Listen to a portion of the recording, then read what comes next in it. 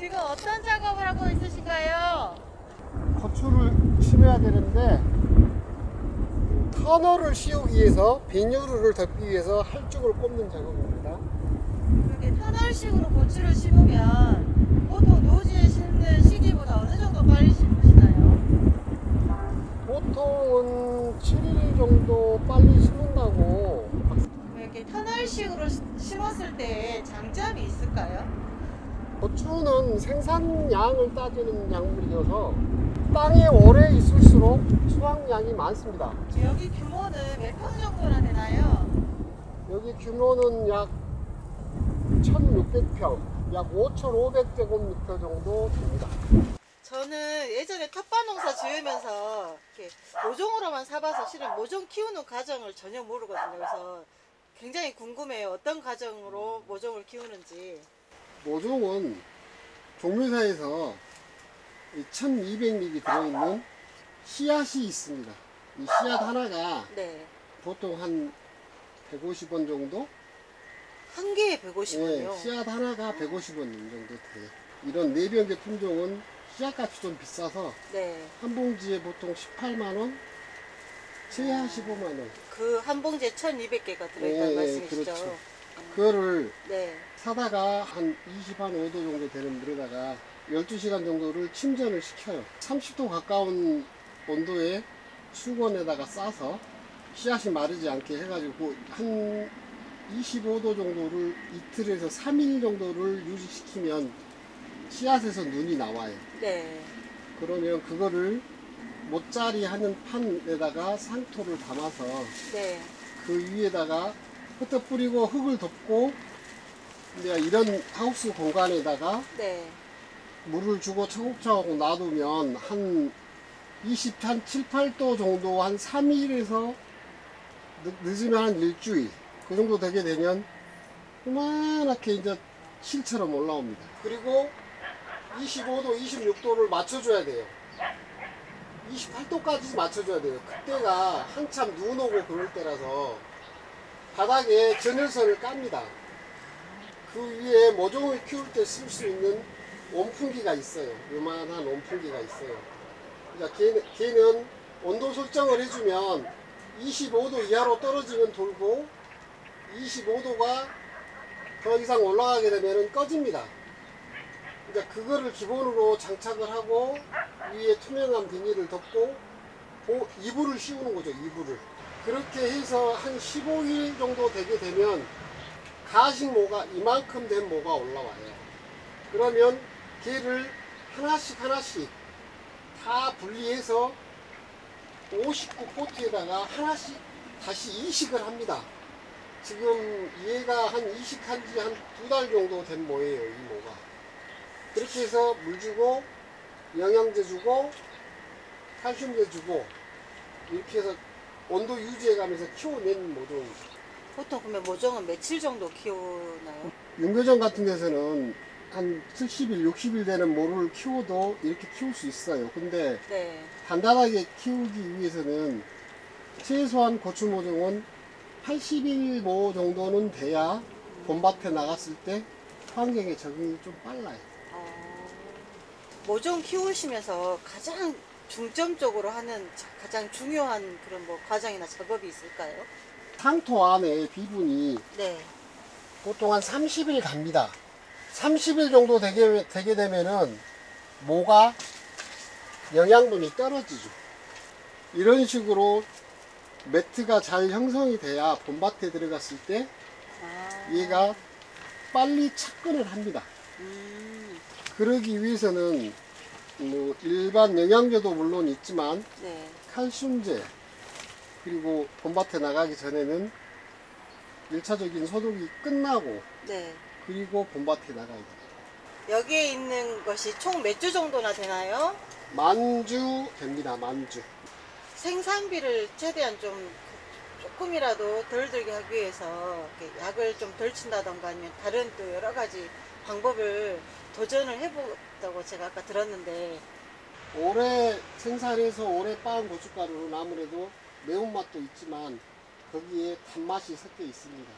그런 거를 유지하기 위해서는 향을 주로 많이 치고요. 병충해 방제를 위해서 고추밭 주변에 옥수수를 많이 심습니다. 옥수수에 기생하는 충들이 고추축에는 천적이더라고요. 그래서 걔네들이 고추밭을 돌아다니면서 예를 들어서 담배 나방 알도 먹고 그런 역할들을 많이 해서 농약을 2번 할까 1번 한다. 네. 이런 생각으로 하고요. 제일 무서운 게 고추에서는 탄저병인데 네. 탄저병을 잡기 위해서 현미식초를 씁니다.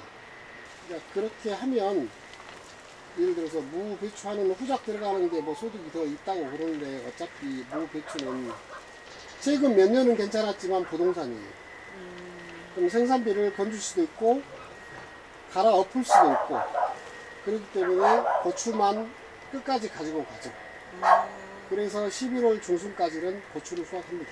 잘 모르시는 분들을 위해서 자기소개 부탁드릴게요. 68년생이니까 거의 뭐 환갑 가까이 됐죠. 중학교까지는 시정중학교 12회고요. 밖에 나가서 살다가 이제 귀농한 지는 올해가 10년째입니다. 나종만입니다. 아까 그 밖에 나갔다가 오셨다 그랬는데 어디서 주로 사셨어요? 주로 광주에서 살았죠. 광주에서 살았고 건축 일을 했죠. 뭐 요수 산단, 공장을 지을 때 바닥공사. 그거를 몇 년 정도나 하셨어요? 학교 졸업하고 요식업을 한 10여 년 했었고 10년 좀 넘게 건축 일을 했었죠. 아, 요식업도 하셨었어요? 네, 식당을 직접 네, 운영하셨어요? 직접 운영했어요. 어. 식당도 학동에서 한 10여 년 했죠. 몇 년도였어요, 그때가? 그때가 IMF 바로 터져서 아. 했을 수도 있었겠는데요. 제가 광주에서 살았었는데 저도. 광주 학동에 네. 한국관리마을이라고 지금은 이제 거기가 아파트촌으로 바뀌었는데 네. 조대 후문 쪽 그쪽이어서 재개발 지역으로 선정된 이후부터 인구가 주니까 손님들이 많이 없다 보니까 네. 자연스럽게 적게 되더라고요. 제가 98년도에 조대를 들어갔거든요. 1학년이었거든요.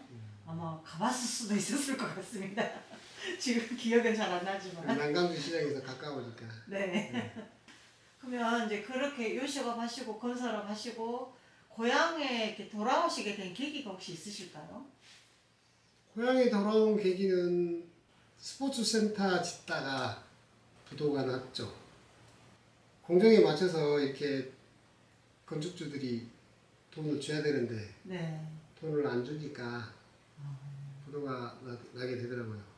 건물을 이제 터닫기부터 시작해서 올리는데 네. 이제 절차적으로 1층 올라가면 2층 들어갈 돈이 들어야 되고 2층 올라가면 3층 올라갈 돈이 들어야 되는데 이런 것들이 안 되니까 그동안에 이제 좀 벌었던 거를 거기서 많이 까먹었죠. 좀 어려움을 많이 겪으셨네요. 그렇죠. 그때 당시에는 부도 금액도 많이 많았죠. 혹시 몇 년도에 내려오셨어요? 제가 48에 내려왔으니까 10년 전이니까 14년도, 15년도 그 정도 되는 것 같아요. 그냥 고향에 내려오셔서 바로 농사를 시작하셨어요? 사람이 한번 실패를 하게 되면 굉장히 복구하는데 힘들고 어려운 생활을 겪어야 되는데 네. 그렇게 뭐 원으로 있다가 일용직 이런 거는 또 안 되더라고요. 더 이상은 망가지면 안 되겠다 싶어서 그럼 시골로 내려가서 어차피 남들은 기반이 없는데 네. 나는 이제 부모님이 뭐 연로하셨지만 네. 이제 계시니까 그럼 시골에 가서 다시 이제 재기를 하겠다라는 생각으로 시골로 내려오게 된 거죠. 그럼 지금 어떤 농사를 짓고 있으신지요? 저는 지금은 논농사하고 밭농사는 단호박 농사, 주는 고추 농사죠. 고추 농사가 여름에 수확을 하면 아무튼 좀 힘든 작물이긴 한데 부가가치는 있는 것 같아요. 양념에 들어가는 거고 국내에서는 갈수록 이게 노령화가 돼가지고 네. 이게 고추 심는 면적이 갈수록 줄어요. 그렇다 보면 생산량이 준다는 소리죠. 네네. 그러니까 그 원인은 시골에 젊은 사람이 없고 노령화가 되니까 시골에 이제 노인들 분들이 여름에 땡볕에 나가서 고추 농작업을 한다는 게 쉽지가 않은 작업이거든요. 근데 저도 어차피 그 정도의 평수를 하려고 하면은 이제 외국인들 손을 안 빌릴 수가 없어요. 제가 처음에 시골에 내려왔을 때 외국인들을 일당이 5만원, 6만원? 아마 그랬었을 거예요. 네. 근데 지금은 12만원, 13만원 하니까. 근데 이제 고추 가격은 그때나 지금이나 변함이 없고. 네. 고추 농사를 지으셔가지고 수확을 한 다음에 판로는 어떻게 하고 계세요? 뭐 가루로 파시나요? 아니면? 고추를 수확하면 네. 보통 1년에 가루로 나가는 게 3,000근 정도 나가고요. 네. 그 다음에 통고추로 나가는 게 1,000여 근 정도 나가고 있어요. 뭐 이렇게 개별 판매를 하시는 거예요? 개별 판매입니다. 제가 가지고 있는 전화번호가 한 300개 조금 넘을란가 모르겠네요. 시골에 다시 내려오셔가지고 농사를 지으시면서 여러 가지 어렵고 힘든 점이 많을 것 같아요. 그 중에서 뭐 한두 가지를 꼭 꼽자면 어떤 것이 있는지. 농사를 하다 보니까 갈수록 생산 단가가 올라가는데 농산물은 가격은 5년 전이나 10년 전이나 별로 차이가 없고 쌀 같은 경우는 최근이 10년 전보다 더 못한 가격이거든요. 네. 그런데 비료값, 그다음 농약값, 인건비 값은 계속 오르고 그 다음에 이런 크게 대농이 아니면 농사를 짓는데 이게 농기계 같은 것도 이제 남한테 이렇게 해달라고 하면 그 기계값을 줘야 되는데 네.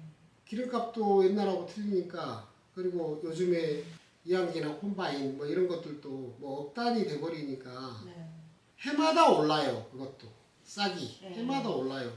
식량산업이 국가전략산업이다 그러면 그에 맞는 대우를 해야 되고 그에 맞는 지원이 있어야 되는데 말로는 그렇게 국가전략산업이라고 하지만 하는 걸 보면 국가전략산업이 아니에요. 이 농사는. 농사 짓는 사람들한테도 신경을 좀 썼으면 쓰겠어요. 새로운 정부는. 네. 지역에서 지금 시종면 농민의 활동을 하시고 있으신데 농민의 활동을 하시게 된 계기도 실은 많이 궁금하거든요. 시골에 내려오니까 지인들도 있고 동창들도 있어서 생활하는 데는 별 지장이 없었어요.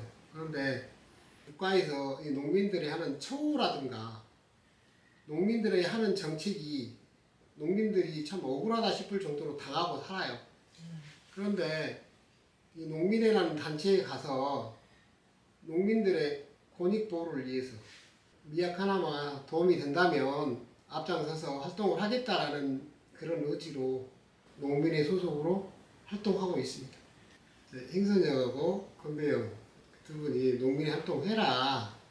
시골에 있으면 그래도 아는 사람이라도 있고 단체에서 활동을 해야지만이 사는데 보탬도 되고 그 다음에 농민들을 위해서 목소리를 낼 때는 내주고 또 투쟁할 때는 투쟁하고 해야 된다 생각을 자주 해라. 그래서 거의 한 2년을 고민했죠. 이제 본격적으로 하게 된 것은 한 2년 전부터 본격적으로 뛰어들어서 행사에 참여하고 활동하고 투쟁하고 그렇습니다. 2년 동안 아까 고민했다고 하셨는데 그 2년이 생각보다 긴 시간이잖아요. 네. 혹시 가장 망설여졌던 혹시 뭐 그런 이유가 있으셨을까요? 주변에서 가가지고 해도 별거 없다. 농민들이 그냥 너희들이 가갖고 목소리를 내고 떠들어 봐야 위에 있는 기관들이라든가 떠들어 보지도 않는다. 쳐다보지도 않는다. 선거철에나 인사하러 오지. 그러면 안 된다는 것을 알고는 있었지만 행동으로 옮기기가 네, 맞아요. 쉽지가 않았죠. 그래서 망설였었고 결정적인 계기는 이 정부 와가지고는 완전 개판이어서 네. 시종면 농민의 사무 차장을 맡고 계시는데 뭐 포부, 계획 뭐 이런 거 있으실까요? 쌀값 투쟁을 잘 했으면 좋겠어요.